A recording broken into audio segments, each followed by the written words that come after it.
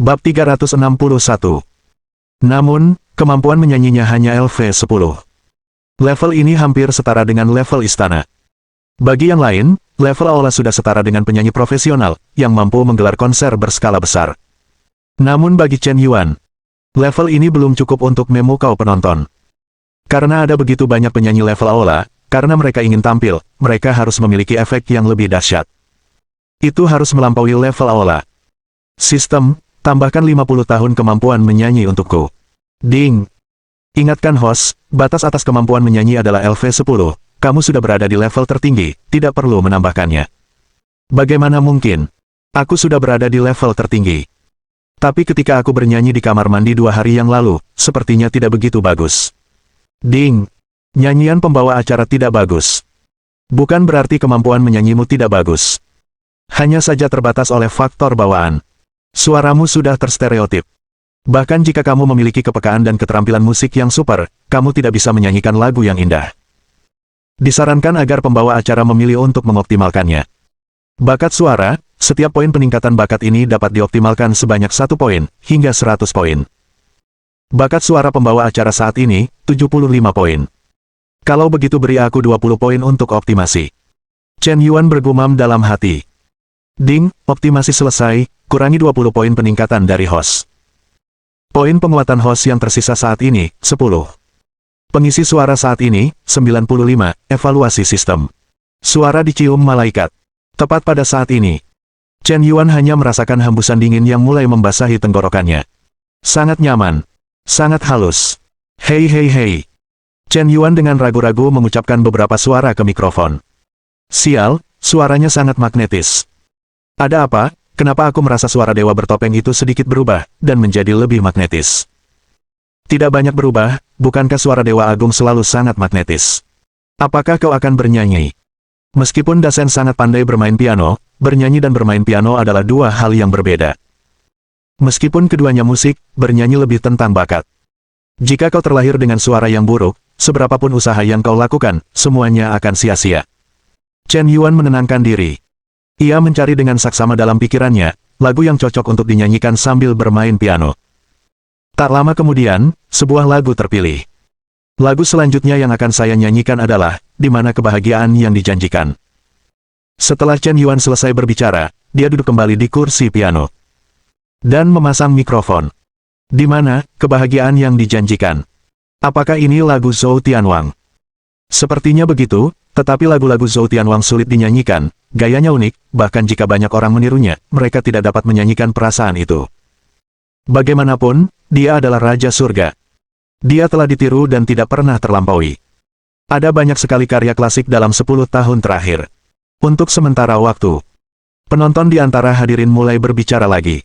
Pada saat yang sama, Wang Mengmeng memanggil Lin Ziluo, Yue Lingsuang, Xiao Ruoyu, dan Zhou Ruoxi yang mengunduh Big Chat TV. Karena Chen Yuan tampil secara langsung, acara ini akan disiarkan langsung di ruang siaran resmi. Ayo, bergabunglah dalam keseruan ini. Mereka mengklik ruang siaran langsung.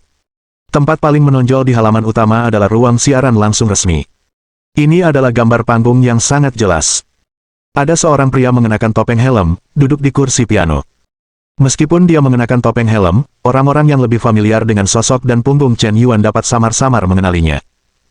Saat ini, jari Chen Yuan bergerak. Terdengar suara piano. Ketika nada berirama di udara, Chen Yuan menyanyikan baris pertama liriknya. Jawabanmu berantakan. Saat ini, aku teringat pada merpati putih di dekat air mancur, dan kemanisannya tersebar. Meskipun hanya baris pertama lirik yang dinyanyikan. Namun, tak terhitung banyaknya penonton di ruang siaran langsung berlutut hampir seketika Chen Yuan berbicara. Suara ini begitu memikat. Bahkan lebih memikat daripada Zhou Tianwang. Sungguh luar biasa. Emosi ditarik tanpa alasan, aku masih mencintaimu, dan kau bernyanyi sebentar-sebentar, berpura-pura baik-baik saja. 2 bait pertama baru saja dinyanyikan. Serbuan penonton sudah meledak. Sial, kedengarannya bagus, benar-benar bagus. Telingaku sudah sakit. Ibu bertanya mengapa aku berlutut menonton siaran langsung. Aku salah, dan aku ditampar lagi, kemampuan menyanyi Sang Dewa Agung tidak kalah dengan Zhou Tianwang. Saat serbuan penonton bergulir cepat di ruang siaran langsung, lagu itu perlahan mencapai klimaksnya. Waktu telah berlalu, hilang, cinta dihadapkan pada sebuah pilihan, kamu kedinginan, aku lelah, aku menangis. Kesedihan saat kau pergi, kau menuliskannya dengan tangan di sebuah kartu, hanya sedikit cinta yang diberikan untuk ini, sungguh menyakitkan. Ada apa? Kau lelah. Apa masalahnya? Kebahagiaan. Aku mengerti. Jangan bicarakan itu. Cinta memudar. Mimpi jauh. Hitung kebahagiaan dan kesedihan satu persatu. Betapapun enggannya kau, perasaan cinta itu terlalu dalam, aku masih ingat gelombang-gelombang. Saat nyanyian itu terdengar, sebuah perasaan menusuk hati menyerbu. Emosi yang sangat kuat, begitu panas hingga membuat orang pingsan. Dengan suara magnetis Chen Yuan, ia menyanyikan perasaan hatinya yang ditusuk pisau, hatinya yang hancur, rasa sakitnya di luar kendalinya, dan kematiannya. Itu menyebabkan rasa sakit yang memilukan. Hati setiap orang tersentuh. Bahkan jiwa pun bergetar. Banyak orang merasakan sakit batin tanpa menyadarinya. Aku hanya merasa sakit. Hatiku benar-benar sakit. Aku ingin menangis. Ingin menangis sekeras-kerasnya. Air mata mengalir deras seperti air mancur. Rongga mata banyak penonton berkaca-kaca. Mungkin aku ingat, gadis yang pernah berjanji untuk hidup bahagia bersama, di mana kau sekarang, apakah kau masih ingat penampilanku? Atau laki-laki yang pernah berjanji untuk memberiku kebahagiaan, kau tak pernah menepati janji, aku tak sanggup menunggumu, jadi aku menikah dengan orang lain, kita akhirnya dikalahkan oleh kenyataan. Orang yang kucintai tak pernah mencintaiku. Kita tak pernah mendapatkan gadis atau laki-laki yang kita inginkan. Bagaimanapun, aku masih menyesal. Nyanyikan sebuah lagu. Suara piano memudar. Seluruh tempat hening. Ada 5 atau 600 tamu dan staf yang hadir. Sepertiga dari mereka benar-benar meneteskan air mata. Sebuah lagu sedih, dari 100 penonton, jika kau bisa bernyanyi dan menangis, kau dianggap luar biasa. Sepertiga penonton bernyanyi dan menangis, itu sangat mengerikan. Tapi tak seorang pun merasa malu. Mereka juga bukan aktor. Lagu ini benar-benar dibawakan oleh Chen Yuan dengan sangat luar biasa. Awalnya, pencipta asli lagu ini adalah Zhou Tianwang. Tidak diragukan lagi kemampuan musik Tianwang, dan lagu-lagu ciptaannya tentu saja tak tertandingi. Karena lagu-lagu yang dibawakannya telah membentuk gaya pribadi yang kuat dan telah menjadi karya klasik. Apakah Anda masih ingin melampaui karya klasik? Apa itu karya klasik? Karya klasik tidak dapat dilampaui. Tetapi hari ini, karya klasik ini dilampaui.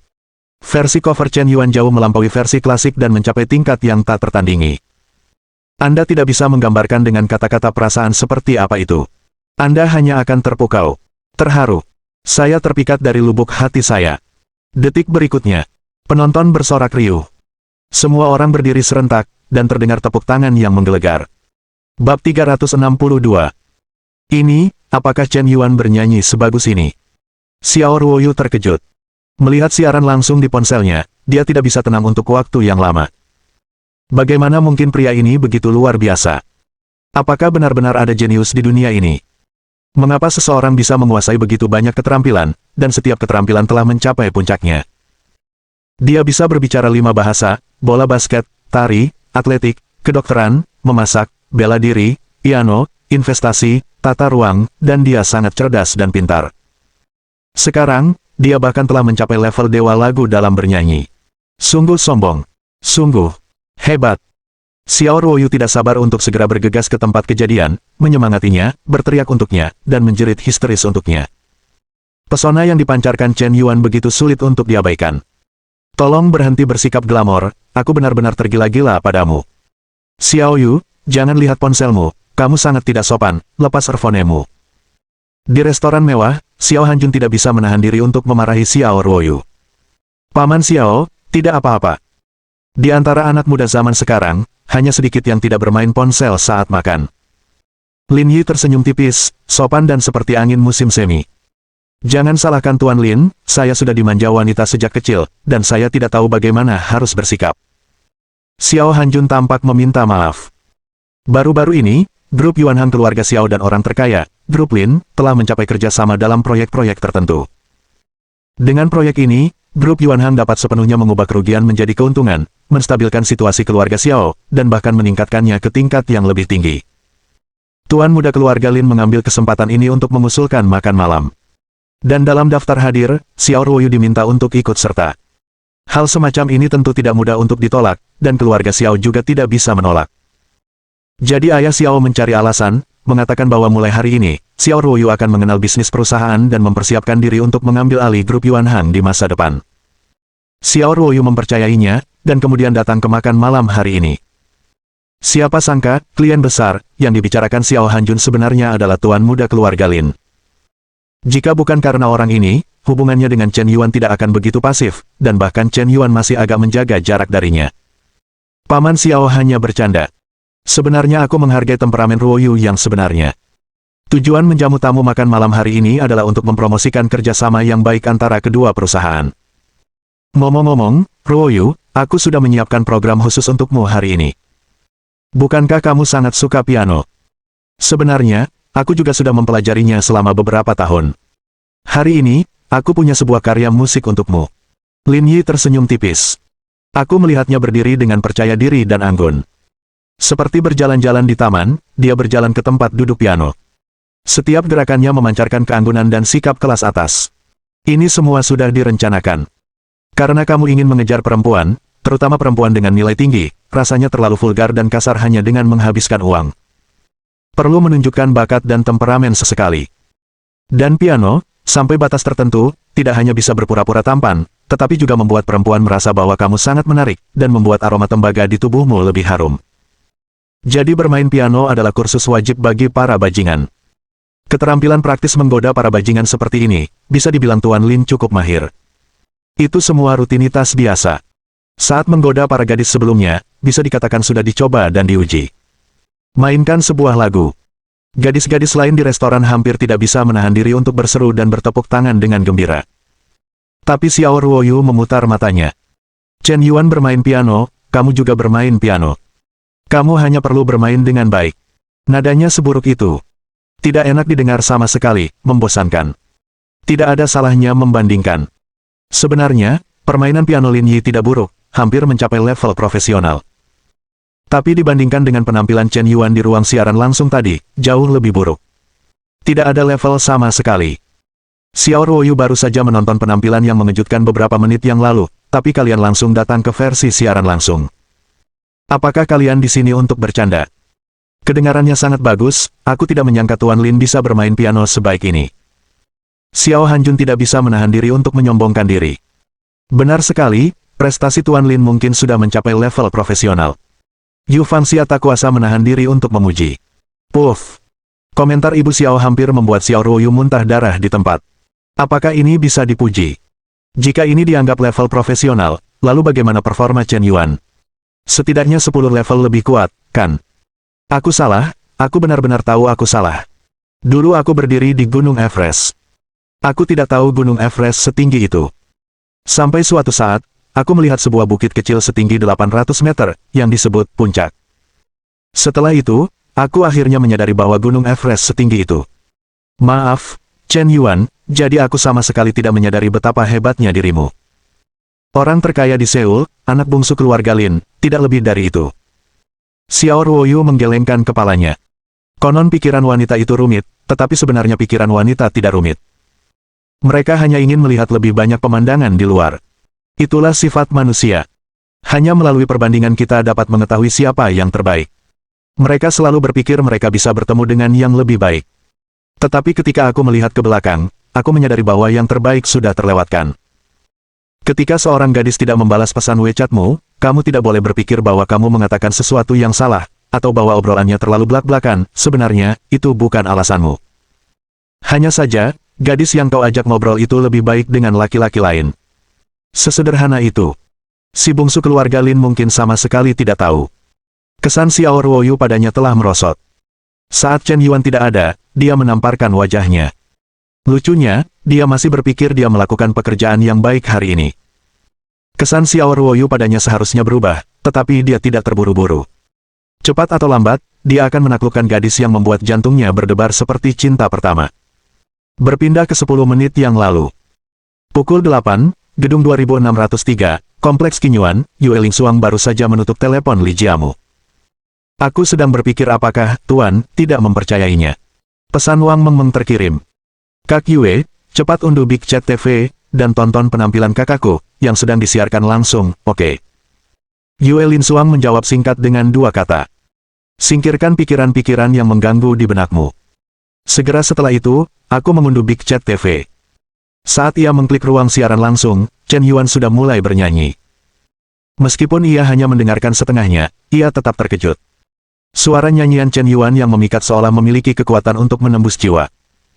Ditambah dengan permainan pianonya yang luar biasa, itu mengguncang jiwa dan membuat orang menangis. Meskipun Yue Lingsuang tidak ingin mengakuinya, tetapi pada saat ini, dia benar-benar tersentuh.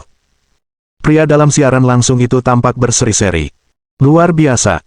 Memikirkan kepercayaan Chen Yuan padanya dan ketulusan hatinya, dia benar-benar menjadi sedikit rumit. Yue Lingsuang. Tingkat kesukaan plus 10. Yue Lingsuang. Tingkat kesukaan plus 10.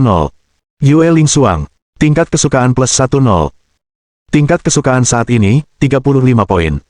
Bab 363. Konon, setelah Lin Ziluo mengambil uang 500 miliar milik Chen Yuan dan pergi. Dia sibuk selama ini. Apa yang sedang dia lakukan? Sebenarnya, dia tidak kembali ke Seoul. Sebaliknya, mereka dengan cermat memeriksa kota Tianmen, kota Xiantao, kota Qianjiang, 3 kota tingkat keempat dan kelima, termasuk kota-kota di bawahnya. Karena Chen Yuan memberinya seluruh uang 500 miliar, dia tidak bisa memenuhi kepercayaan Chen Yuan. Setelah penyelidikan selama seminggu, Lin Ziluo akhirnya tiba-tiba menyadari. Mengapa Chen Yuan membeli sejumlah besar tanah di kota Mayang, tempat yang sepi. Secara kasat mata, kota Mayang terletak di pinggiran kota Tianmen, daerah dengan kondisi ekonomi yang sangat terbelakang, dan potensi perkembangannya sangat terbatas. Tetapi kota Mayang berbatasan dengan kota Xiantao di selatan dan kota Qianjiang di barat. Jika Anda mulai dari kota Mayang, teruslah ke arah barat daya. Tidak hanya lahan yang luas dapat dibeli dengan harga sangat rendah, tetapi kota film dan televisi juga dapat dibangun di area segitiga kota Tianmen, kota Xiantao, dan kota Qianjiang, 3 kota setingkat prefektur. Mendapatkan dukungan dari ketiga pemerintah kota. Di bawah persaingan antar ketiga kota tersebut, saya khawatir tim kepemimpinan akan memberikan lebih banyak kebijakan kesejahteraan kepada kota film dan televisi. Tidak akan pernah ada monopoli lagi. Dengan mempertahankan hubungan segitiga yang seimbang, kota film dan televisi dapat memiliki suara yang lebih besar.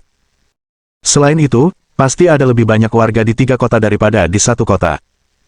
Bukankah ini akan mampu mendapatkan lebih banyak dukungan publik? Ini juga dapat berbagi keuntungan setelah kota film dan televisi selesai dibangun, dan semua orang akan senang. Pikirkan seperti ini. Lin Ziluo tiba-tiba merasa bahwa Yan selalu memulai dari kota Mayang, yang merupakan sebuah ide brilian. Mungkin dia sudah memikirkan hubungan kuat di antara mereka. 1 langkah dan melihat 10 langkah. Tampaknya ada jalan raya yang menghubungkan kota Mayang dan kota Xiantao. Sekarang, bahkan transportasi pun lebih nyaman. Di area segitiga kota Tianmen, kota Xiantao, dan kota Qianjiang, pembangunan kota film dan televisi sama saja dengan membunuh 5 burung dengan 1 batu. Adapun mengapa Tuan Yan tidak memberitahunya secara langsung. Diperkirakan dia ingin menguji penglihatan dan kemampuannya. Bagi seorang taipan kaya dengan identitas misterius seperti Chen Yuan, calon pacar atau istrinya tidak boleh hanya sekadar pajangan. Bahkan latar belakang keluarga yang baik pun tidak cukup. Diperlukan juga kemampuan yang memadai, tidak ragu-ragu di saat-saat kritis, serta memiliki penilaian dan kesadaran yang tepat. Hanya gadis seperti itulah yang layak untuk menandingi Chaebol. Untungnya, aku sudah tahu rencana ini. Chen Yuan, si jahat ini, kau terlalu meremehkanku. Jika aku masih tidak bisa melihat niatmu setelah kau menyebutkan sesuatu, maka aku terlalu bodoh. Jangan berpikir aku bodoh karena masih muda, aku gadis cantik Lolo yang sangat pintar. Setelah mengetahui niat Chen Yuan, Lin Ziluo dengan tegas menggunakan koneksi keluarganya. Ia menghubungi para pemimpin kota Xiantao dan kota Qianjiang. Ia meminta para pemimpin kota untuk memimpin dan mulai membeli banyak lahan di desa. Dan ia juga mendirikan sebuah perusahaan. Namanya Grup Dundi. Bukankah Yue Lingsuang pernah mendirikan perusahaan real estate Feitian? Tepat sekali, kau sudah terbang ke langit, jadi aku tentu ingin datang ke tempat perlindungan. Terbang ke langit, bukankah ini makna dari perusahaan saudara, saling menyayangi? Terlebih lagi, Yue Lingsuang telah memberi contoh. Bagaimana membuat para pemilik rumah dan penduduk desa di pusat perencanaan kota film dan televisi menjual rumah dan tanah mereka. Bagaimana Feitian Real Estate melakukannya? Mari kita lakukan apa yang dilakukan Grup Dundi. Meniru rapat umum pemegang saham, kan? Tidak perlu diubah, sama seperti Anda. Bagaimana Anda berkembang, bagaimana saya berkembang. Strategi apapun yang Anda gunakan, saya akan menggunakan strategi apapun yang Anda gunakan. Anda mengembangkan bisnis lobby, dan saya juga mengembangkan bisnis lobby. Anda memberi komisi 5,00%, dan saya juga memberi komisi 5,00%. Anda memberi contoh, dan saya memberi contoh. Jika Anda menaklukkan kota Tianmen, maka saya akan menaklukkan segitiga antara kota Xiantao dan kota Qianjiang. Bagaimanapun juga ini adalah perusahaan, jadi jangan malu. Baru pada saat inilah Lin Ziluo mengerti dengan jelas. Strategi pengembangan Feitian Real Estate tampak ceroboh di permukaan, tetapi sebenarnya sangat mampu bertindak dan sangat efisien. Dan ini mudah serta hemat tenaga. Ini jelas merupakan rencana yang direncanakan dengan cermat melalui penataan tim. Bagaimana mungkin rencana seperti ini dibuat oleh Yue Rusuang, seorang sekretaris yang baru lulus dari universitas dan tidak memiliki pengalaman kerja? Ini pasti tulisan tangan Tuan Yan. Benar sekali, dia mengajariku. Aku hanya perlu mengikuti langkah-langkahnya dan aku tidak perlu menggunakan otakku sama sekali. Pria ini benar-benar sempurna, banyak akal, dan di balik penampilannya yang sinis, dia memiliki hati yang mulia. Kupikir aku sudah sangat pintar, tapi aku tidak menyangka setiap langkahku dihitung sampai mati olehnya. Lin Ziluo mendongak ke langit dan menghela napas. Tepat pada saat ini, Wang Mengmeng mengiriminya pesan. Memintanya pergi ke Big Chat TV untuk menonton penampilan Chen Yuan. Lin Ziluo dengan enggan menyelamatkan muka. Mengunduh aplikasi Big Chat. Dia benar-benar tidak mengerti mengapa Chen Yuan yang sudah begitu kaya, masih suka terlibat dalam hal-hal mewah ini. Apakah terlalu kesepian menjadi seorang Shenhao, sehingga dia harus menjadi selebriti internet untuk mencoba sesuatu yang baru? Dengan penampilan Tuan Yan, pergi ke platform siaran langsung untuk melakukan siaran langsung, bukankah ini merendahkan diri sendiri? Ketika dia mengklik ruang siaran langsung resmi, ada seseorang di dalamnya, bermain dan bernyanyi. Wajah pria itu tidak terlihat karena dia mengenakan topeng dan helm besar. Awalnya Lin Ziluo tidak tertarik. Tapi setelah 1 menit, dia benar-benar terkejut, terpaku, dan kaku. Bukankah ini, nyanyiannya terlalu bagus? Bahkan lebih baik dari lagu aslinya. Saatnya untuk sebuah lagu. Dia terpikat. Sepertinya dia bertemu Chen Yuan yang baru lagi.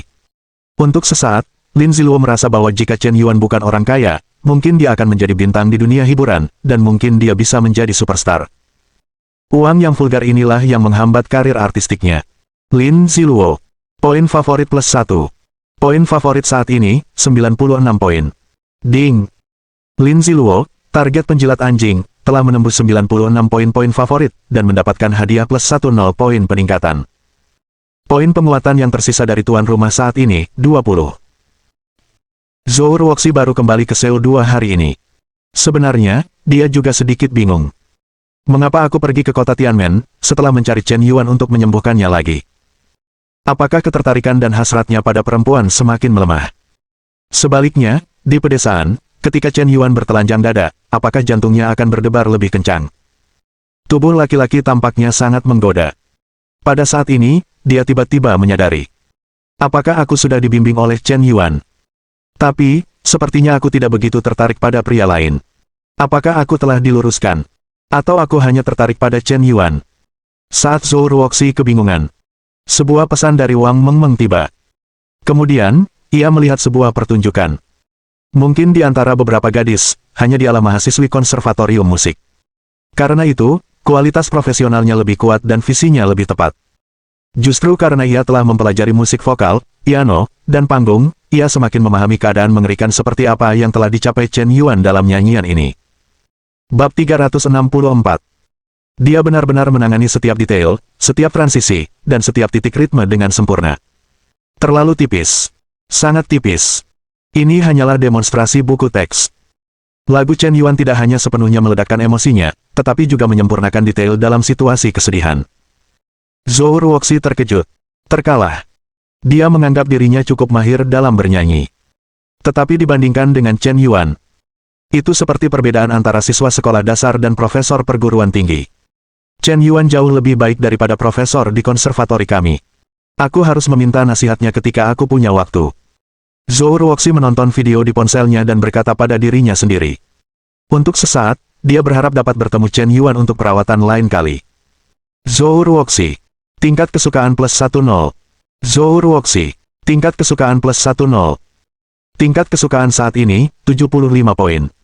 Satu lagu lagi, Dewa Agung, kau bernyanyi dengan sangat indah, tolong buat lagu lain. Dibuat, Aku benar-benar menangis ketika mendengarnya. Dewa Agung, tolong lepaskan topengmu, aku benar-benar ingin melihat siapa dirimu. Dewa bertopeng itu jelas seorang raja di dunia musik, dan dia pasti bukan orang yang tidak dikenal. Bagaimana mungkin kekuatan seperti ini tidak dikenal? Big Chat TV benar-benar mencurahkan hati mereka untuk acara ini, tetapi Dewa bertopeng itu telah membuktikan dirinya dengan kekuatannya. Selanjutnya, dia harus membuka wajahnya, kan? Jiemian, Jiemian, Jiemian, Jiemian gelombang. Di layar peluru di ruang siaran langsung. Dua kata, membuka, memenuhi layar. Dalam keadaan normal, menurut logika berpikir normal, seorang penyanyi mengenakan topeng untuk menunjukkan bakat musiknya, menciptakan ketegangan yang cukup, dan membangkitkan rasa ingin tahu penonton. Setelah tujuan-tujuan ini tercapai, pada akhirnya, dia pasti akan menanggapi permintaan penonton dan membuka topengnya. Karena Anda tampil di acara itu, bukankah itu hanya untuk menjadi terkenal? Atau, Anda naik panggung untuk bermain-main? Ini semua tentang efek pertunjukan. Penyanyi bertopeng akan menjadi pertunjukan, dan penyanyi-penyanyi hebat terakhir, bukankah mereka semua telah membuka topeng mereka? Namun kali ini, penonton mungkin akan kecewa. Sama sekali tidak mungkin bagi Chen Yuan untuk memperlihatkan wajahnya. Bagaimana mungkin seorang perokok ulung dari generasi yang terhormat bisa memperlihatkan wajah mereka dan menghasilkan uang dengan melakukan pertunjukan? Apa alasan mereka membagikannya? Jadi setelah Chen Yuan menyanyikan lagu itu, dia menjatuhkan mikrofon dan pergi tanpa mengucapkan sepatah kata pun terima kasih. Penonton langsung dan penonton di ruang siaran langsung semuanya terkejut. Ini sudah berakhir. Tidakkah kau menunjukkan wajahmu? Dewa Agung memiliki kepribadian seperti itu, tetapi jika dia tidak menunjukkan wajahnya hari ini, siapa yang akan mengenalnya di masa depan? Kesempatan bagus untuk menjadi terkenal terbuang sia-sia. Tunggu saja, mungkin aku akan menyesalinya saat turun dari panggung. Dia memiliki kekuatan, tetapi dia tidak tahu bagaimana mengelola dirinya sendiri. Sepertinya dia kekurangan agen yang baik. Mungkin juga karena dia tidak terlalu tampan, jadi dia merasa rendah diri. Ada orang-orang yang mengatakan apa saja di bawahnya. Rentetan komentar di ruang siaran langsung juga memenuhi layar. Tapi Chen Yuan tidak bermain sesuai rencana. Setelah turun dari panggung, Chen Yuan dengan cepat melepas topengnya, berganti pakaian lagi, dan dengan cepat berjalan keluar dari belakang panggung. Saudaraku, kau bernyanyi dengan sangat baik tadi, aku sangat mengagumimu. Wang Mengmeng memiliki mata berbinar-binar. Lumayanlah, aku dan kakakmu hanya menggunakan setengah dari kemampuan kami, haha. Chen Yuan tertawa. Sekilas tampak seperti lelucon, tetapi sebenarnya itu adalah kebenaran. Aku benar-benar tidak melakukan persiapan apapun hari ini. Jika kau memberinya waktu setengah bulan untuk mempersiapkan beberapa lagu dengan saksama, atau beberapa karya piano, pasti akan jauh lebih baik dari sebelumnya. Waktu berlalu. 5 hari lagi telah berlalu. Banyak hal telah terjadi dalam 5 hari ini. Dunia luar bergejolak, dan sebuah konsorsium yang menargetkan Tuan Yan diam-diam memasuki arena. Perebutan lahan di kota Tianmen mulai bertarung secara terbuka dan diam-diam lagi, dan asap memenuhi udara. Tetapi kali ini, Feitian Real Estate, yang selalu tampak tanpa harapan dan tidak menguntungkan, secara tak terduga mundur dengan mantap. Sebagai CEO, Yue Lingsuang, Tuan Yue, terdengar kabar bahwa ia telah pulih dari cederanya selama beberapa hari terakhir dan sama sekali tidak peduli dengan urusan perusahaan. Beberapa eksekutif tingkat tinggi perusahaan secara bersama-sama melapor, dan investor serta perusahaan real estate lainnya muncul, dan mulai merampas sumber daya lahan, dan dengan kecepatan kilat, mereka merebut lahan di beberapa kota kunci. Kebetulan posisi-posisi ini sangat penting. Kebetulan mereka menghubungkan Feitian Real Estate menjadi satu kesatuan dan kemudian memisahkannya. Sudah lama beredar rumor di dalam perusahaan bahwa bos sebenarnya di balik Feitian Real Estate adalah Shen Haoyan. Cepat atau lambat, kota Tianmen akan mengembangkan kota film dan televisi Huaxia. Sekarang pusat pengembangan kota film dan televisi telah diambil alih oleh perusahaan lain. Ini sangat menyakitkan. Sebagai perusahaan real estate yang baru saja terkenal di seluruh provinsi, mereka sangat tidak percaya. Para eksekutif senior Feitian Real Estate semuanya masih muda, penuh kebanggaan dan ambisi, dan sangat bertanggung jawab. Mereka sangat ingin menemukan solusi. Banyak karyawan tingkat menengah dan tinggi bahkan mencurigai bahwa mata-mata telah ditanam di dalam perusahaan. Jika tidak, bagaimana mungkin lawan mengetahui tindakan mereka dengan sangat detail? Tetapi yang tidak diketahui orang-orang ini adalah bahwa mata-mata terbesar Feitian Real Estate adalah CEO mereka, Tuan Yue. Jika karyawan setia ini tahu bahwa Yue selalu menjadi mata-mata, akankah mereka mulai meragukan hidup mereka? Yue Lingsuang menerima banyak panggilan dari perusahaan setiap hari. Melihat para manajer departemen yang cemas, dia merasa telah mengecewakan kepercayaan lebih dari satu karyawan, dan Yue Lingsuang merasa semakin bersalah. Namun, Chen Yuan sama seperti orang biasa. Dia sama sekali tidak peduli dengan situasi terkini Feitian Real Estate. Dia hanya memikirkan makan dan minum setiap hari. Atau berbelanja besar-besaran. Dia membeli banyak tas bermerek, jam tangan bermerek, dan pakaian bermerek untuk Wang Mengmeng. Singkatnya, membeli apapun yang mahal. Dan dalam beberapa hari terakhir, bukan hanya Fei Tiandi yang mengalami kecelakaan. Big Chat TV juga menyebarkan beberapa rumor, yang menyebabkan orang dalam merasa ragu. Sejak Chen Yuan selesai tampil di acara resmi Big Chat TV 5 hari yang lalu. Videonya menjadi viral. Tetapi Big Chat TV berada dalam kebuntuan. Karena ada berita sejak lama bahwa ketika Big Chat TV diluncurkan secara resmi, Shen Haoyanzong pasti akan muncul. Dan dia sangat murah hati kepada para penyiar di platform lain. Dia tidak akan pernah pelit dengan para penyiarnya. Tapi siapa yang tahu? Setelah Big Chat TV diluncurkan, pada hari pertama, Yan Zong tidak muncul. Keesokan harinya, tidak ada kabar sama sekali. Pada hari ketiga, Tuan Yan masih tidak muncul. Setelah menunggu hingga hari kelima, Tuan Yan tampaknya telah melupakan Big Chat TV. Atau, dia tidak punya uang. Banyak pembawa acara yang banyak bicara, dan orang-orang bertindak gegabah. Beberapa orang bahkan berspekulasi bahwa Presiden Yan telah menginvestasikan sejumlah besar dana dalam proyek pengembangan kota film dan televisi, tetapi sekarang proyek ini telah mencapai jalan buntu. Sangat mungkin proyek tersebut akan dibatalkan dan kerugiannya akan serius. Tentu saja, tidak mungkin lagi menghabiskan uang untuk presenter wanita di mana-mana seperti sebelumnya. Analisis dari sudut pandang lain. Bapak Yan tidak membayar presenter wanita, yang cukup menunjukkan bahwa arus modalnya sedang bermasalah. Setelah analisis yang cermat, tampaknya hal itu memang masuk akal. Terhadap spekulasi dari dunia luar ini, Chen Yuan menyatakan ketidakpeduliannya, ia adalah kelompok yang tenang. Bab 365. Dunia luar sedang gempar. Banyak orang membicarakan apakah total aliran modal rokok sedang bermasalah. Diskusi netizen, diskusi pembawa acara, diskusi grup perusahaan, diskusi generasi kedua kaya. Semua orang berdiskusi dengan saksama. Tapi Chen Yuan ini, harinya tidak ada kejadian apapun. Bahkan sedikit membosankan. Dia tidak melakukan apapun akhir-akhir ini. Selain berbelanja dengan Wang Mengmeng, mereka hanya melihat-lihat villa di mana-mana. Akhirnya, dia memilih sebuah villa seharga 5.000 juta dan membelinya. Villa ini sangat dekat dengan jalan komersial Guanggu. Hanya butuh 10 menit dengan mobil. Transportasinya nyaman dan lingkungannya mewah. Villa ini memiliki total 5 lantai, ditambah 2 lantai basement, sehingga total 7 lantai.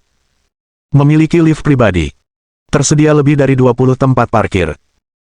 Terdapat taman pribadi, kolam renang dalam ruangan, bioskop pribadi, pusat kebugaran pribadi, ruang perjamuan pribadi, ruang ganti terpisah, 2 ruang belajar, 4 balkon, 1 atap, 1 ruang bintang, aula bola basket pribadi, ruang video pribadi, dan kafe internet pribadi, 2 dapur, 5 kamar mandi, 18 kamar tidur, benar-benar mewah. Chen Yuan sangat puas. Villa sebesar ini, bahkan jika semua rekan bisnisnya pindah ke sana, mereka semua bisa tinggal di sana. Intinya, villa ini dibeli sendiri oleh Chen Yuan. Ini adalah pertama kalinya dia membeli rumah untuk dirinya sendiri dalam arti sebenarnya. Dan pemilik villa ini juga menulis namanya. Chen Yuan sedikit bersemangat. Ketika saya membeli villa ini, saya melakukan beberapa perbandingan. Setelah pertimbangan yang cermat, saya membelinya. Dalam 5 hari terakhir, dia baru saja menyelesaikan proses penutupan. Tiba-tiba, Xiao Ruoyu menelepon. Hei, ini Ruoyu, ada urusan denganku. Chen Yuan, ku dengar sepertinya kau sedang dalam masalah. Jika kau benar-benar dalam masalah, aku bisa menjual gedung Jinmao. Meskipun aku tidak tahu apakah aku bisa membantumu menyelesaikan masalah ini, tetapi selama kau membutuhkan, aku siap membantu kapan saja. Nada suara Xiao Ruoyu serius. Chen Yuan terkejut. Chen Yuan terdiam. Akhir-akhir ini, desas-desus menyebar di kalangan.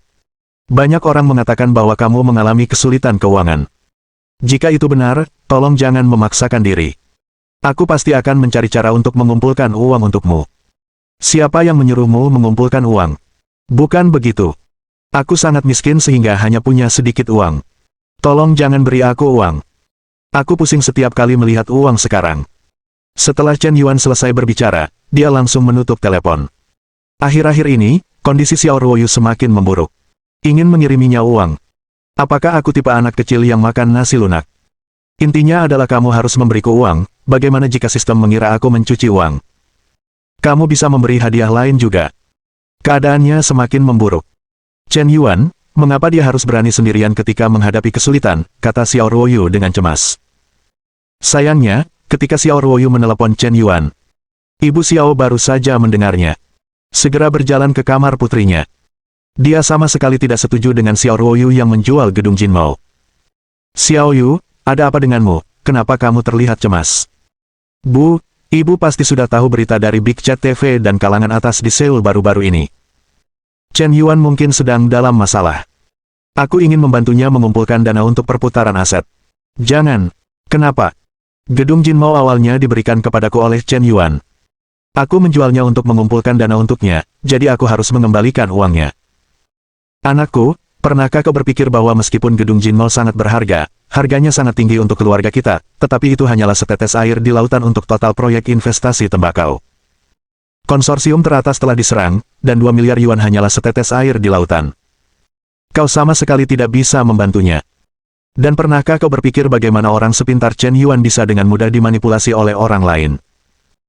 Mungkin, ketegangan dalam rantai modalnya hanya pura-pura, tujuannya adalah untuk mengurangi psikologi pertahanan musuh, dan pada saat kritis, jadi melakukan serangan balik, mungkin ini semua adalah rencana. Yu Fangxia mulai berbicara omong kosong dan bercanda. Saat mengatakan ini, dia sendiri tidak percaya. Bagaimana mungkin seseorang benar-benar menghitung tanpa ada yang terlewat? Singa pun terkadang tertidur. Wajar jika anak muda melakukan kesalahan dan terlalu bersemangat untuk meraih kesuksesan cepat, yang mengakibatkan kekurangan dana. Memulai perusahaan dan mengerjakan sebuah proyek, siapa yang belum pernah mengalami situasi seperti ini? Kekurangan uang itu normal, tidak kekurangan uang justru abnormal. Tapi dia tidak akan mengatakan hal seperti itu kepada Xiao Ruoyu. Asalkan Xiao Ruoyu tidak benar-benar menjual gedung Jinmao dengan bodohnya. Bu, apakah yang ibu katakan itu benar? Mungkinkah krisis putusnya rantai modal ini sengaja diciptakan oleh Chen Yuan? Tujuannya untuk memancing musuh ke dalam masalah yang lebih dalam. Untuk menjebak konsorsium-konsorsium itu. Tapi, aku tidak merasa Chen Yuan berpura-pura. Menurut analisis seorang pembawa acara TV terkenal, mungkin ada kekurangan dana di Yanzhong, dan tidak ada jejak rekayasa yang disengaja. Terlebih lagi, Chen Yuan baru-baru ini berinvestasi di banyak proyek sekaligus. Dia mungkin memang kekurangan dana. Semua orang telah menganalisisnya. Apakah semuanya masuk akal? Benar, itu karena hal itu wajar dan tidak ada jejak perencanaan yang disengaja, jadi ini adalah kejeniusan Tuan Yan. Jika semua orang dapat melihat bahwa dia sedang menggali lubang, para caebol dan lembaga think tank itu bukanlah orang bodoh. Bagaimana mungkin, apakah kamu akan mudah jatuh ke dalam perangkap? Yu Fangxia menjelaskan lagi. Jadi begitu. Apakah Chen Yuan benar-benar sepintar itu? Bisakah dia mempermainkan Caebol Li, Red Umbrella Capital, Soft Gold Investment Bank, dan 3 konsorsium besar? Xiao Ruoyu masih ragu. Tapi dia tetap memilih untuk percaya pada ibunya. Mungkin ini adalah permainan antar master. Bahkan, Yu Fangxia sendiri merasa bahwa dia agak berbohong.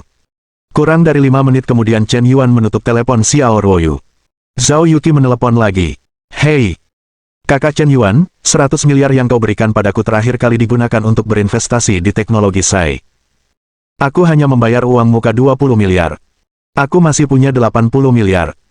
Biarkan aku mentransfernya padamu. Yuki, apa yang kau lakukan?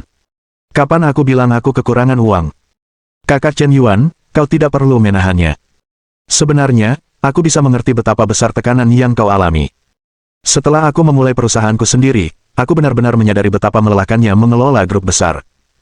Aku hanya mengelola Big Chat TV, dan aku sudah kelelahan setiap hari, tetapi kau meluncurkan begitu banyak proyek sekaligus. Sangat melelahkan, tetapi kau tidak membicarakannya. Petik 2.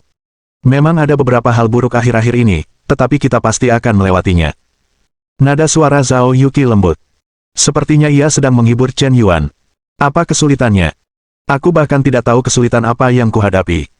Zhao Yuqi, bisakah kau berhenti memikirkannya setiap hari dan bersikap normal? Jangan mentransfer uang kepadaku. Jika kau mentransfer uang kepadaku, aku akan memutuskan hubungan denganmu. Pikiran Chen Yuan dipenuhi dengan pikiran-pikiran negatif. Mengapa mengerjakan proyek begitu melelahkan, padahal aku sudah lelah setiap hari? Bab 366. Kiki, ada apa? Bagaimana sikap Chen Yuan? Setelah Zhao Yuqi mengakhiri panggilan, Qian Mengmeng bergegas menghampiri untuk bertanya dengan penuh perhatian. Dia tidak tahu mengapa dia peduli apakah Chen Yuan akan bangkrut. Apakah masalah ini ada hubungannya dengan dirinya? Dan bukankah mereka membentuk aliansi Avengers hanya untuk menghancurkan keluarga Chen Yuan? Sekarang Chen Yuan sendiri terhalang oleh para pesaing karena investasinya yang berlebihan dan keinginannya untuk sukses dengan cepat, yang menyebabkan kebuntuan dalam pengembangan kota film dan televisi. Dalam hal ini, bank pasti tidak akan memberinya pinjaman. Kemudian rantai modalnya mengalami kesulitan. Tanpa pinjaman bank, akan lebih sulit bagi Feitian Real Estate untuk mengembangkan jenis kawasan perumahan baru dan menyelesaikan kontrak pengadaan lahan. Awalnya, dana proyek untuk pengembangan komunitas dapat dikreditkan. Membayar sebagian uang muka untuk proyek tersebut. Setelah komunitas selesai, pembayaran akhir akan diselesaikan. Sebagian besar agen properti melakukan ini. Dengan cara ini, Anda dapat membuat dana Anda sendiri memiliki lebih banyak ruang untuk mengalir, dan juga memiliki kemampuan yang lebih tinggi untuk menahan risiko. Mereka bahkan dapat menjual rumah sebelum pembangunan perumahan dimulai. Kemudian, uang dari penjualan tersebut digunakan untuk membayar upah pekerja konstruksi dan uang untuk pemasok material.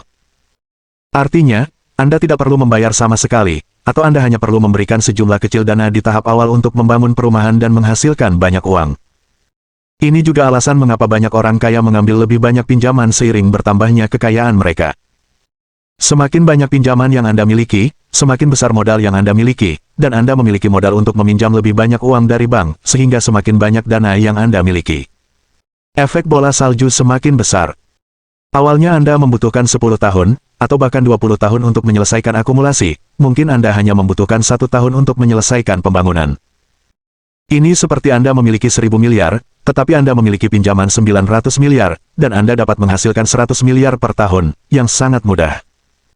Namun, jika Anda hanya memiliki 100 miliar, dan Anda ingin menghasilkan 100 miliar per tahun, seberapa besar kemungkinan hal ini terjadi? Saat ini beredar rumor bahwa rantai modal Tuan Yan sangat ketat. Konsekuensinya sangat serius. Semua orang tahu bahwa jika Anda tidak punya uang, bank tidak akan meminjamkan uang kepada Anda, dan tim teknik tidak akan menerima kredit. Pedagang bahan bangunan akan meminta Anda untuk membayar penuh, dan biaya pengembangan properti Anda akan berlipat ganda, atau bahkan beberapa kali lipat.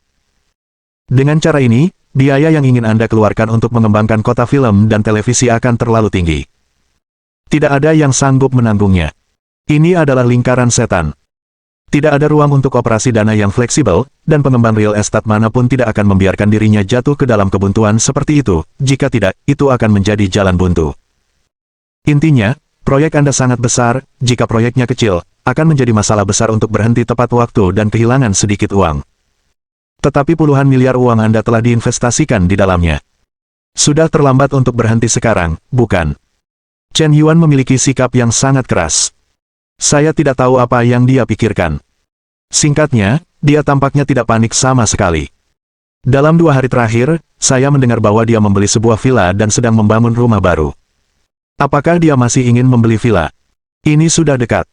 Kaisar benar-benar tidak terburu-buru untuk seorang kasim. Hei, Chen Yuan adalah seorang kasim. Qian Mengmeng tidak bisa menahan diri untuk mengumpat. Mungkin dia punya pertimbangan sendiri. Baru-baru ini, banyak investor di Seoul berbondong-bondong ke kota Tianmen. Tampaknya harga rumah dan tanah di kota Tianmen mulai naik lagi. Kali ini mungkin lebih merepotkan. Terakhir kali, lokasi kota film dan televisi belum dikonfirmasi.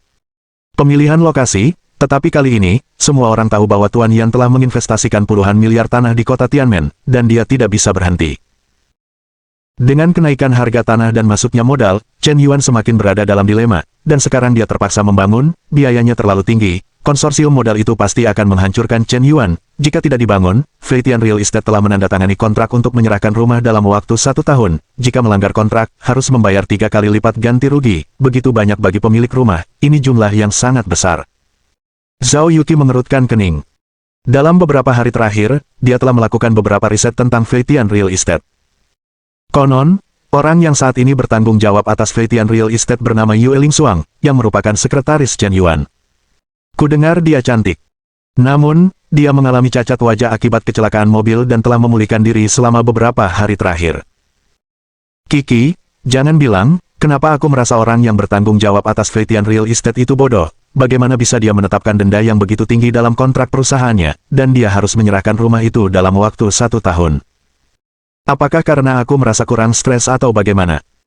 Nah, sekarang, kecepatan akuisisi lahan perumahan oleh Feitian Real Estate memang meningkat pesat, tetapi dia malah terjebak di dalamnya. Petik 2. Bukankah sudah waktunya Chen Yuan membayar tagihannya? Wanita ini, kurasa dia memiliki ambisi yang licik, mungkin dia punya tujuan lain mendekati Chen Yuan. Kata Qian Mengmeng dengan curiga. Mungkin, dia hanya ingin membantu Chen Yuan menyelesaikan tugas dengan cepat. Lagi pula, syarat yang dia tetapkan masih dibicarakan sebelum kecelakaan terjadi. Efisiensi kerja Feitian Real Estate memang sangat tinggi. Jangan khawatir, Mengmeng, aku tidak bisa menangani masalah ini sekarang, jadi aku hanya bisa menyimpan uangnya sementara, dan akan kuberikan kepada Chen Yuan saat dia membutuhkannya.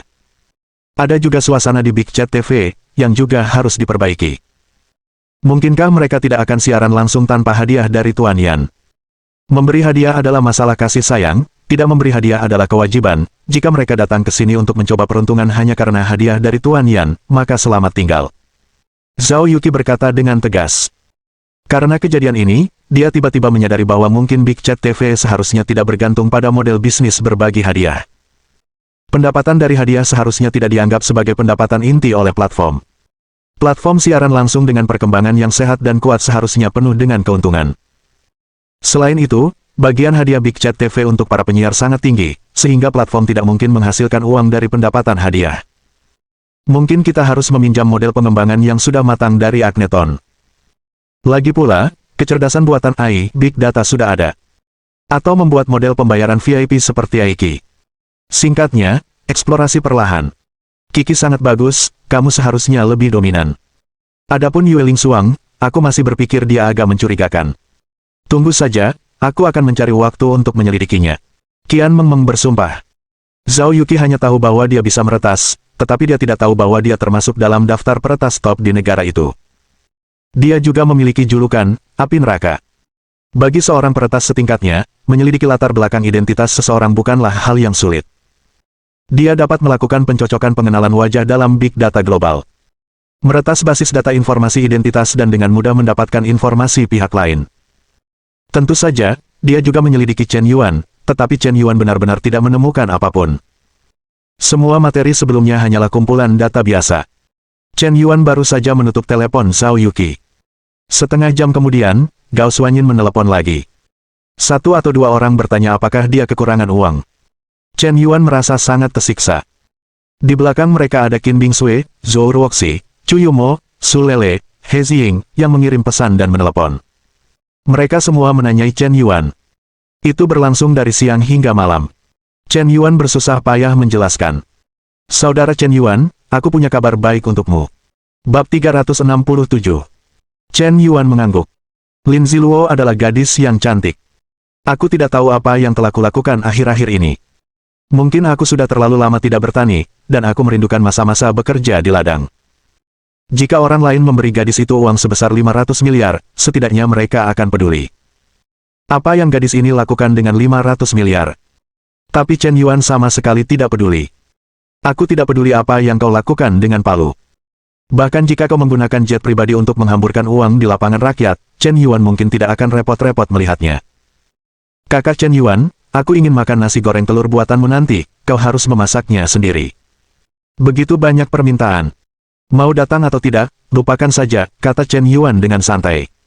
Oh, aku cuma pengen makan nasi goreng telur. Aku sudah lapar dan kurus sejak tadi, kenapa kau galak sekali, kata Lin Ziluo dengan suara genit dan memelas. Oke, aku akan melakukannya untukmu, aku tidak tahan denganmu. Chen Yuan terdengar jijik. Tapi tetap saja mengirimkan lokasinya. Kakak, apakah Luo datang? Tanya Wang Mengmeng dengan terkejut. Tidak, Chen Yuan baru saja membeli villa besar. Villa itu terlalu besar dan luas. Setelah Wang Mengmeng pindah, dia selalu merasa sedikit tidak nyaman. Di rumah sebesar itu, tidak ada yang bermain dengannya. Yue Lingsuang pergi ke rumah sakit untuk pemeriksaan ulang. Dia tampak sedikit bosan, tidak bisakah dia pergi berbelanja setiap hari. Lagi pula, di Seoul, dia tidak punya banyak teman. Di antara karakter wanita di sekitar Chen Yuan, dia paling akrab dengan Lin Ziluo. Lagi pula, mereka seusia, mereka semua gadis kecil. Bagus sekali.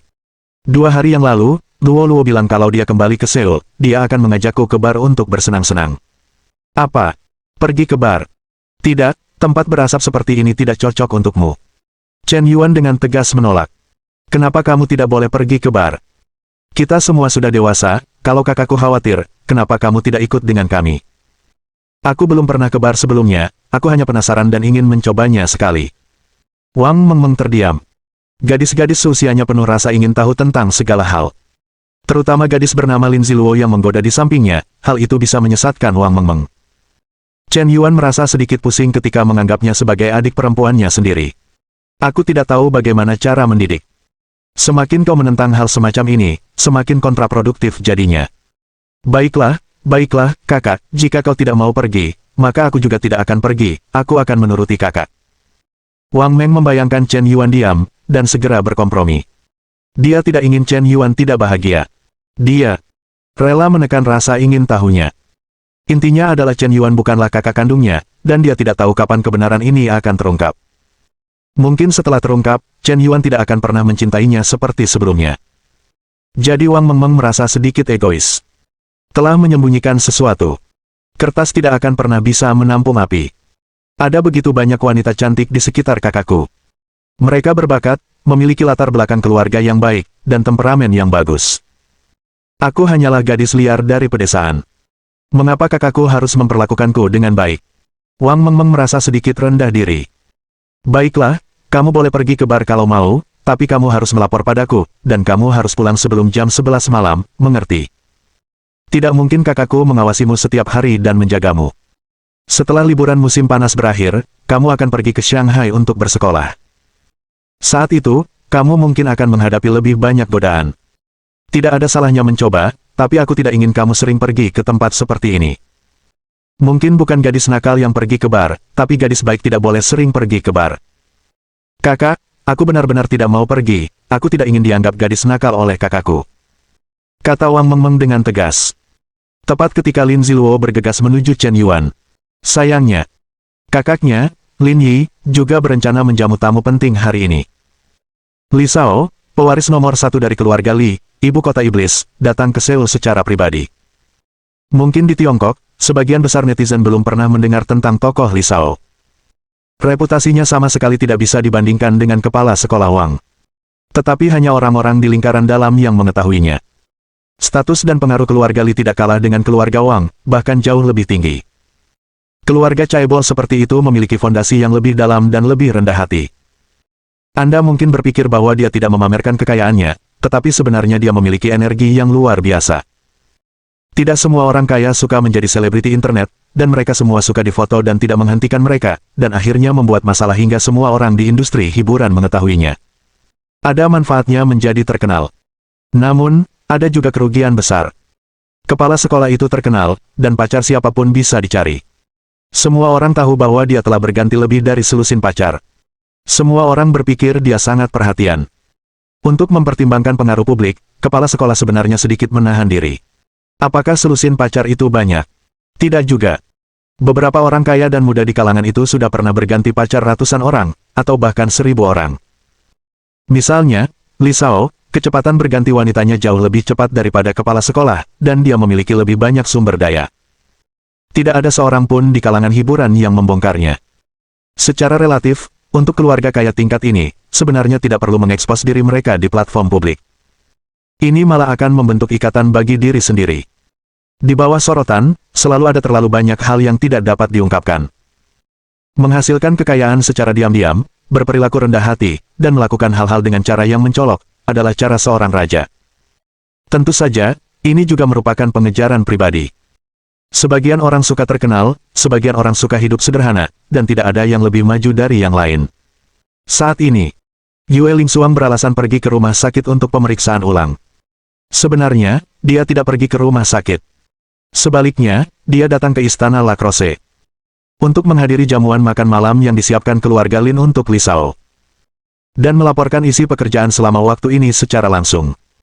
Sebenarnya, dia tidak ingin datang, tetapi Li Jiamu mengingatkan melalui telepon bahwa misi Yue Lingsuang hampir selesai.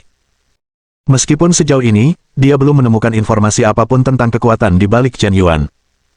Tapi itu semua tidak penting lagi. Rantai modal Tuan Yan sedang bermasalah, dan lahan kota film dan televisi dibagi secara paksa.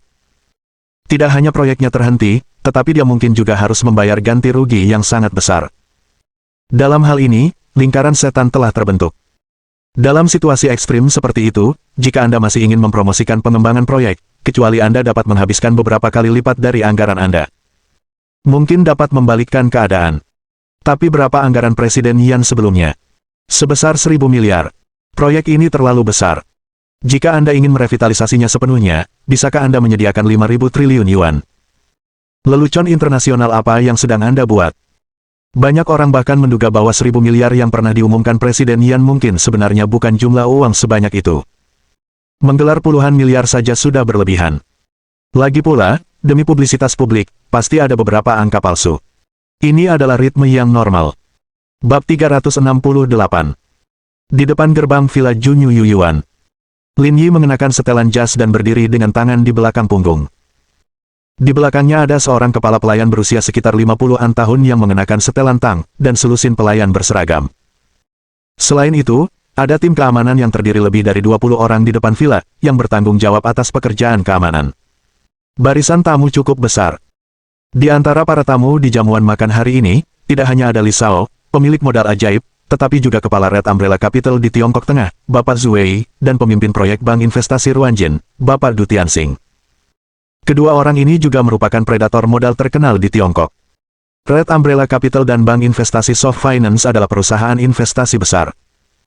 Bank investasi jenis ini tidak beroperasi di industri. Mereka menggunakan dana besar mereka untuk memilih perusahaan yang sedang berkembang dan berinvestasi di dalamnya. Kemudian ketika buah persik matang, gelombang panen akan dilakukan. Mereka memaksimalkan penggunaan dana, menggunakan uang untuk menghasilkan uang, dan memperoleh keuntungan. Banyak perusahaan domestik terkenal memiliki kedua bank investasi ini. Seperti Penguin Group, seperti Jindong Group. Tapi mereka hanya memiliki sedikit saham. Tentu saja, Zhu Wei dan Du Tianxing bukanlah pemegang saham pengendali sebenarnya dari kedua bank investasi ini, mereka juga karyawan biasa. Hanya saja mereka karyawan senior.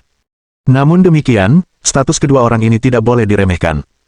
Karena di level ini, mereka sudah memiliki hak untuk mengendalikan aliran dana puluhan miliar. Kekuatannya luar biasa. Bahkan jika uang itu bukan milik mereka, atau hanya sebagian kecil yang menjadi milik mereka, tetapi mereka dapat mengendalikan dana puluhan miliar, itu luar biasa. Anda tidak bisa menerimanya. Siapapun yang memiliki uang adalah yang terbaik, itu adalah kebenaran sederhana. Tepat ketika semua orang menantikannya, saya melihat versi panjang Lincoln mendekat perlahan. Di belakang Lincoln, ada Mercedes-Benz G. Ini adalah mobil pengawal. Setelah beberapa saat, dua sekretaris wanita cantik keluar dari mobil. Pada saat yang sama, pintu Mercedes-Benz G terbuka. Di dalamnya ada sekelompok pengawal dan sopir yang perkasa. Akhirnya, semua orang berdiri dengan rapi. Aku melihat seorang pemuda yang sangat sporty dan elegan mengenakan pakaian putih, celana putih, dan sepatu putih, turun dari Lincoln yang telah diperpanjang. Pria ini berpakaian putih, dan di antara tim yang berpakaian hitam, dia terlihat sangat berbeda, dan dia tampak agresif gelombang. Orang ini adalah Li Shao, sang iblis. Tahun ini usianya hampir 30 tahun, tetapi ia terawat dengan baik dan terlihat seperti baru berusia 25 tahun. Tingginya sekitar 1,8 meter, proporsional, tanpa tanda-tanda kegemukan. Garis-garis tajam di wajahnya seperti pisau yang menebas dengan kapak. Sepasang mata elang, sangat menawan. Sangat agresif dan menekan, dan tidak ada yang berani menatapnya. Berdiri di tengah kerumunan, ia tampak seperti protagonis alami, dan semua orang harus mendengarkan perintahnya. Tuan Li, Anda akhirnya datang, sayang. Tuan muda keluarga Lin datang dengan ekspresi antusias dan menyambutnya. Tentu saja, ia dan Li Jiamu saling mengenal. Mereka pernah bermain bersama di bar beberapa kali di Shanghai sebelumnya. Mereka bukan teman dekat, tetapi mereka masih berhubungan baik satu sama lain. Mereka saling menghormati. Tetapi secara relatif, meskipun Lin Yi telah memasuki lingkaran inti generasi kedua kota sihir, statusnya masih sedikit lebih rendah daripada Li Shao. Lin Yi, kamu tidak perlu terlalu sopan, kita sudah lama saling kenal, santai sedikit, bagaimana kesehatan Paman Lin akhir-akhir ini? Li Jiamu tersenyum tipis, dan menepuk bahu Lin Yi, seolah peduli dengan kondisi kesehatan kakaknya. Tapi jelas ada sesuatu yang ingin dia sampaikan. Dia sepertinya menyiratkan, aku datang ke Seoul, kenapa ayahmu tidak keluar untuk menyambutmu secara pribadi? Ayahku memang sedang tidak sehat akhir-akhir ini. Beliau sedang memulihkan diri di panti jompo. Beliau menderita tekanan darah tinggi dan penyakit jantung, jadi beliau tidak bisa bekerja terlalu keras. Benar, kalau begitu kamu bisa bertanya pada paman untukku, oke.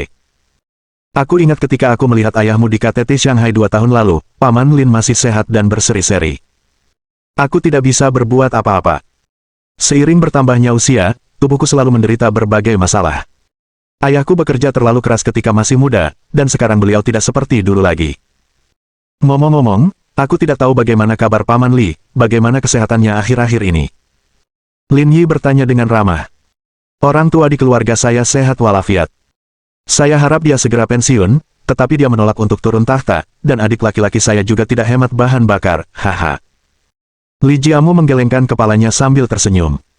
Dia tampak sangat dekat denganmu ketika membicarakan privasi keluarga. Tetapi sebenarnya tidak ada yang dikatakan. Lingkungan keluarga Li jauh lebih rumit daripada keluarga Lin. Keluarga Lin adalah keluarga yang telah berkembang dalam 20 tahun terakhir, sebuah kelompok sederhana. Namun keluarga Li sudah kaya raya sejak 50 tahun yang lalu. Keluarga mereka telah berkembang pesat selama 4 generasi. Bahkan orang tua dalam keluarganya hanyalah salah satu dari keluarga Chaebol Li. Silsilah keluarga Li dapat ditelusuri hingga ke seluruh keluarga. Dalam silsilah keluarga Li, ada yang berbisnis, ada yang berpolitik, ada yang bermiliter, dan ada yang pergi ke luar negeri untuk pengembangan karir. Ada lebih dari 100 orang dalam seluruh keluarga. Di semua bidang kehidupan, kelas elit telah bercampur. Jika digabungkan, mereka adalah raksasa. Mereka memiliki pengaruh tertentu di berbagai bidang. Ayah Li Jiamu adalah anak kedua dalam keluarga. Cabang ini saja memiliki aset lebih dari miliar. Bisa dibayangkan seperti apa kehidupan keluarga Chaebol Li. Dengan lebih dari 100 anggota keluarga yang berkumpul bersama, aset yang mereka miliki melebihi aset orang terkaya di Tiongkok. Inilah juga mengapa aset keluarga Lin tidak jauh berbeda dengan aset keluarga Li. Alasannya adalah karena mereka lebih pendek satu kepala daripada yang lain. Tepat ketika kedua orang tua dan muda itu saling menyapa, sebuah taksi meraung. Cepat. Yue Lingsuang, mengenakan kerudung hitam dan membungkus dirinya rapat-rapat, dengan papan gipsum di bawah kakinya dan 2 tongkat, keluar dari mobil. Penampilannya sungguh memalukan. Ia tertatih-tatih dan berjalan di belakang Li Jiamu. Ia hendak menepuk punggung Shao Li dengan tangannya. Namun seorang pengawal yang kuat segera menghentikannya. Apa yang kau lakukan, dasar pincang, keluar dari sini. Pengawal itu dengan kasar mendorong Yue Lingsuang ke tanah. Ia terjatuh dengan keras. Yue Lingsuang kesakitan dan hampir berteriak. Pada saat ini, Tuan Muda Li menoleh. Melihatnya menunjukkan rasa jijik dan tidak suka, saudari Xiao Yue melihatnya dengan jelas dan sangat sedih. Tuan, saya Lingsuang. Yue Lingsuang buru-buru memanggil. Lingsuang. Kenapa kau membuat dirimu seperti ini? Tuan Muda Li sedikit terkejut, tetapi segera menghilangkan ekspresi jijik di wajahnya, dan ia hendak membantu Xiao Yue berdiri sendiri. Tetapi begitu ia berjongkok, ia tiba-tiba mencium bau apak, yang sangat bau dan menjijikkan. Saudari Xiao Yue mengalami kecelakaan mobil, kakinya digips, dan wajahnya juga dibalut perban. Untuk mencegah infeksi luka, dia belum mandi selama 5 atau 6 hari. Cuaca di bulan Agustus akhir-akhir ini sangat panas, dan tubuhku tentu saja berbau. Tuan muda pertama Li biasanya memiliki kebiasaan menjaga kebersihan. Ketika mencium bau menjijikkan ini, ia tanpa sadar menutup mulutnya dengan ekspresi jijik di wajahnya. Beberapa dari kalian, masih tidak mau membantu orang lain berdiri. Bab 369. Kakak Yue, apakah kau baik-baik saja? Dua asisten wanita lainnya dengan cepat membantu Xiao Yue berdiri. Namun, penampilan lidah Shao yang berdiri sambil menutup hidungnya tetap menyakiti hati Xiao Yue. Yue Lingsuang mengalami luka parah. Ia sedang berada dalam periode yang sensitif secara psikologis, sangat rapuh, dan peduli dengan sikap orang lain. Reaksi menjijikkan Tuan Muda Li jelas-jelas menambah luka di hatinya. Gadis lain itu setia padamu, menyelesaikan tugas yang kau berikan dengan teliti, menuruti perintahmu, selalu siap sedia, dan selalu berada di sisimu seperti anjing, tetapi kau tidak peduli padanya. Ia mengalami kecelakaan mobil dan wajahnya terluka. Belum mandi, kau pikir ia bau. Sungguh menyebalkan. Kakak Xiao Yue sangat merasa dirugikan, tetapi ia berusaha menahannya. Nona Yue, aku tidak menyangka kau telah banyak berubah setelah sekian lama tidak bertemu. Sepertinya Chen Yuan benar-benar seperti binatang buas. Kau telah menderita. Lin Yi datang dan menghiburnya dengan lembut. Ngomong-ngomong, dia juga banyak memarahi Chen Yuan. Karena ketika dia mengundang ayah dan putri Xiao untuk makan malam minggu lalu, Xiao Ruoyu mengatakan bahwa dia tidak sebaik Chen Yuan dalam bermain piano, tidak setampan Chen Yuan, dan tidak semurah hati Chen Yuan. Chen Yuan lah yang bicara dan diam saja. Nima ini sangat patah hati. Pesta makan malam berakhir tidak menyenangkan. Tapi tuan muda pertama Lin tidak merasa terpukul, juga tidak menangguhkan hubungan kerja sama dengan keluarga Xiao. Sebaliknya, dia semakin ingin mendapatkan Xiao Ruoyu. Apa yang mungkin tidak tersedia justru yang terbaik. Tanpa disadarinya, Tuan Muda Lin tidak menyadari bahwa perilakunya seperti anjing yang menjilat. Tuan Muda Lin, janganlah bersikap sinis. Aku hanya kurang beruntung. Chen Yuan tidak menyalahgunakanku. Sebaliknya, dia masih mempercayaiku. Karena kecelakaan mobil, dia takut lukanya terinfeksi, jadi dia tidak mandi, tidak memakai riasan, dan terlihat berantakan. Baunya cukup menyengat, dan telah membuat semua orang kepanasan, jadi mohon jangan tersinggung. Yue Lingsuang berbicara dengan nada yang tidak sinis maupun ringan. Lingsuang, mengapa kau berbicara dengan Tuan Muda Lin? Apakah kau punya aturan? Jangan lupakan identitasmu. Melihat nada bicara Yue Lingsuang yang belak-belakan, Li Jiamu segera menegurnya. Saudari Xiao Yue adalah miliknya, dan statusnya hanyalah seorang sekretaris. Bahkan jika dia dipercayakan dengan tanggung jawab yang berat, ini bukanlah alasan bagimu untuk merasa bangga atas kebaikannya. Jika seorang sekretaris di samping Tuan Muda Li berani menunjukkan sikap seperti itu terhadap Tuan Muda keluarga Lin, itu akan sangat tidak sopan terhadap keluarga Lin. Orang-orang yang tidak tahu mengira bahwa keluarga Li sama sekali tidak memperhatikan keluarga Lin, dan bahkan seorang sekretaris bisa memanfaatkan kedudukan anggota termuda keluarga Lin. Tidak apa-apa, Tuan Muda Li. Nona Yue baru saja terluka. Dia mungkin tidak terlalu stabil. Saya mengerti. Semuanya, masuk dan jangan berdiri di sini. Pesta makan malam akan segera dimulai. Tuan Zhu dan Tuan Du masih menunggu di dalam. Lin Yi tersenyum tipis, tetapi tidak terlalu mempermasalahkannya. Tetapi kita tidak bisa memastikan apakah dia benar-benar tidak peduli, atau apakah dia memang tidak peduli. Saudari Xiao Yue merasakan merinding di hatinya ketika mendengar kata-kata itu. Ternyata aku sama sekali tidak penting di hati Tuan Muda. Aku hanya seorang pelayan. Aku hanya seorang pengemis di pinggir jalan. Tuan Muda menjemputku. Aku hanya seekor anjing di sisinya. Seekor anjing ingin dihormati. Aku begitu sombong. Yue Lingsuang menertawakan dirinya sendiri. Namun, ia menyadari dengan sangat jelas bahwa statusnya di mata Li Shao sangat rendah. Mungkin di masa normal, ia tidak terlalu banyak berpikir, dan akan fokus pada situasi secara keseluruhan, sangat bijaksana. Tapi sekarang, ia tidak memiliki situasi secara keseluruhan, dan pikirannya kacau. Yang ia tahu hanyalah bahwa ia telah ditolak. Tak lama kemudian, di bawah pimpinan kepala pelayan, semua orang tiba di halaman taman terbuka yang sangat luas. Halaman ini terhubung dengan area pemandangan Danau Timur. Sebuah paviliun panjang dibangun di tengahnya. Anda dapat menikmati pemandangan indah danau di paviliun panjang tersebut. Di halaman terbuka, sebuah meja makan panjang telah disiapkan, dan dua tokoh terkenal telah duduk. Keduanya adalah pria parubaya berusia 50-an. Yang satu kurus dan yang lainnya gemuk. Yang kurus adalah Du Tianxing, dan yang gemuk adalah Zhu Wei. Tuan Du, Tuan Zhu, saya membuat Anda menunggu lama. Jangan salahkan saya, kata Lin Yi dengan sopan, lalu menoleh ke pengurus rumah tangga dan berkata, sekarang suruh dapur untuk menyajikan makanan. Baik, Tuan. Tuan Muda Lin, Anda tidak perlu terlalu sopan. Kita tidak di sini untuk makan malam. Karena Tuan Muda Li ada di sini, mari kita langsung ke intinya. Kata Du Tianxing dengan tegas. Zaman telah berubah. Tidak setiap kali membicarakan bisnis, harus di meja makan. Beberapa manajer profesional lebih suka memperhatikan efisiensi saat bekerja, dan tidak suka bertele-tele sambil makan. Dan setelah mencapai level ini, benar-benar tidak perlu bersikap sopan. Mereka semua di sini untuk menghasilkan uang bersama, dan tidak ada yang perlu memohon kepada siapapun. Baiklah, karena Tuan Du berbicara dengan sangat rapi, mari kita langsung membahas hal-halnya.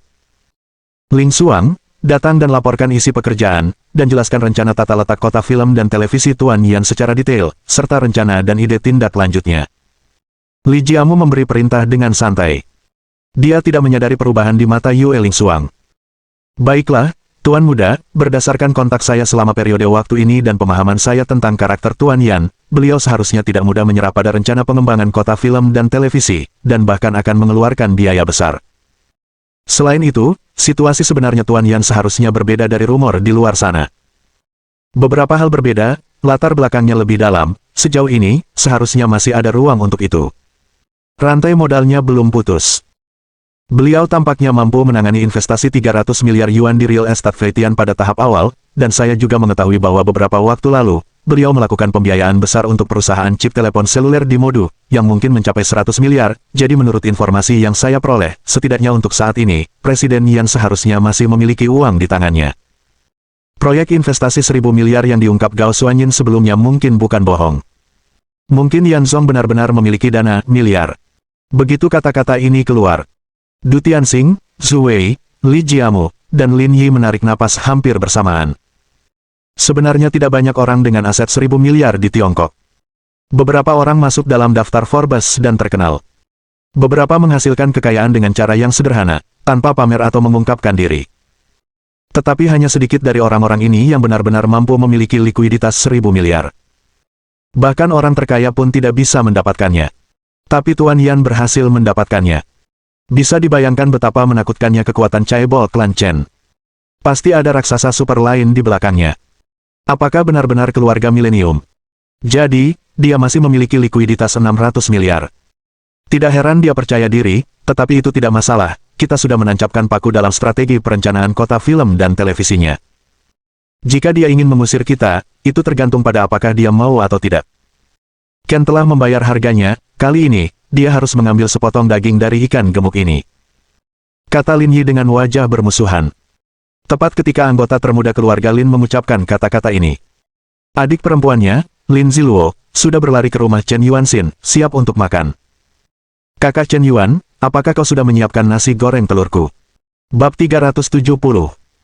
Kata Chen Yuan dengan ekspresi kesal di wajahnya. Karena baru pindah, dia tidak terlalu mahir menggunakan dapur atau semacamnya. Untuk memasak sendiri, dia bahkan pernah pergi ke pasar sayur sekali. Sebagai koki yang berkualifikasi, Anda harus mulai dengan berbelanja bahan makanan terlebih dahulu. Makanan lezat hanya dapat disiapkan dengan bahan-bahan segar pilihan. Jika bahan-bahannya tidak bagus, sehebat apapun kemampuan memasak Anda, makanan yang Anda buat akan sangat buruk. Meskipun Lin Ziluo hanya ingin makan nasi goreng dengan telur. Tetapi jarang sekali Chen Yuan memasak sendiri, jadi dia tentu saja harus membuat beberapa hidangan spesial, dan lagi pula, itu juga akan menyenangkan Wang Mengmeng dan Gao Xuanyin. Ngomong-ngomong soal Gao Xuanyin, kenapa dia juga datang? Mungkin dia sedang mengalami tekanan psikologis yang terlalu besar akhir-akhir ini. Dia tidak tahan lagi. Perlu berdiskusi dengan Chen Yuan tentang perkembangan selanjutnya dari kota film dan televisi. Grup film dan televisi Xuanyin, belakangan ini seperti semut di atas panci panas, lahan untuk kota film dan televisi belum terselesaikan, dan film belum mengalami kemajuan apapun. Pengembangan tidak berjalan dengan baik di semua aspek. Selalu ada berbagai hambatan. Baru kemudian Gao Xuanyin mengetahui bahwa Chen Yuan diam-diam telah mengatur agar Feitian Real Estate membeli lahan tersebut. Hal itu membuatnya merasa kurang dihargai. Tapi tidak ada yang salah dengan itu, bagaimanapun juga, dia bukan tipe orang yang pandai berbisnis, dan menjadi aktris adalah pekerjaannya. Namun siapa sangka bahwa bahkan Feitian Real Estate, yang diam-diam diatur oleh Chen Yuan, akan menghadapi kesulitan. Sekarang menghadapi hambatan dari konsorsium besar, dia terjebak dalam dilema. Dia merasa sedikit bersalah, jika bukan karena dirinya, mungkin Chen Yuan sekarang menjalani kehidupan yang sangat mewah, dan dia tidak perlu khawatir tentang rantai modal yang terputus sama sekali. Jika terjadi kesalahan pada proyek ini, kerugian selanjutnya mungkin mencapai puluhan miliar, atau bahkan ratusan miliar. Tanggung jawab ini terlalu besar. Dia tidak mampu menanggungnya. Namun penyebab masalah ini juga disebabkan oleh dirinya sendiri, bagaimana mungkin dia bisa menganggap dirinya sebagai penonton dengan tenang. Para dewa bertarung, iblis kecil menderita. Dia kesulitan tidur dan makan, dan membutuhkan seseorang untuk diajak bicara. Saat Chen Yuan sedang berbelanja sayuran, Gao Xuanyin menelepon. Dia harus mewawancarai Chen Yuan secara langsung. Chen Yuan mengirimkan alamat villa barunya kepada Lin Ziluo. Mengmeng, kecepatan memasak kakakmu terlalu lambat, kenapa dia sudah memasak nasi goreng telur selama lebih dari 1 jam, dan masih belum siap? Lin Ziluo tak kuasa menahan keluhnya. Oh, kakakku tidak hanya memasak nasi goreng telur hari ini. Dia membeli banyak bahan. Kudengar ada tamu lain hari ini. Wang Mengmeng menjelaskan. Ada tamu lain. Biar ku katakan, si playboy ini pasti pernah berkencan dengan gadis lain, kan? Lin Ziluo sepertinya sangat mengenal tingkah laku Chen Yuan. Jika teman ini laki-laki, bagaimana mungkin dia memasak sendiri dan membeli begitu banyak bahan? Pasti perempuan.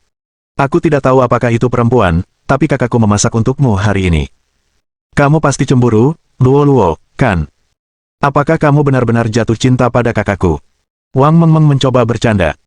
Tidak, aku tidak akan menyukai si gadis genit ini, dan orang-orang yang mengejar Nona Ben bisa berbaris di sungai Huangpu, jadi aku tidak akan menyukai si Neptunus. Lin Ziluo menolaknya dengan tegas, sekelompok orang yang sombong. Ding dong. Saat ini, bel pintu di luar villa tiba-tiba berbunyi. Seharusnya tamu yang diundang oleh kakakku, aku akan membukakan pintu. Wang Mengmeng mengenakan sandal pinknya dan berlari untuk membuka pintu. Ia pertama-tama melirik layar pengawasan. Di seberang pintu adalah seorang wanita aneh yang mengenakan cermin kodok hitam dan topeng di mulutnya. Wajahnya tidak terlihat jelas. Tapi temperamen dan penampilannya sangat bagus. Benar, kakakku mengundang seorang gadis, Luo sudah menduganya. Wang Mengmeng bergumam pada dirinya sendiri. Kemudian membuka pintu.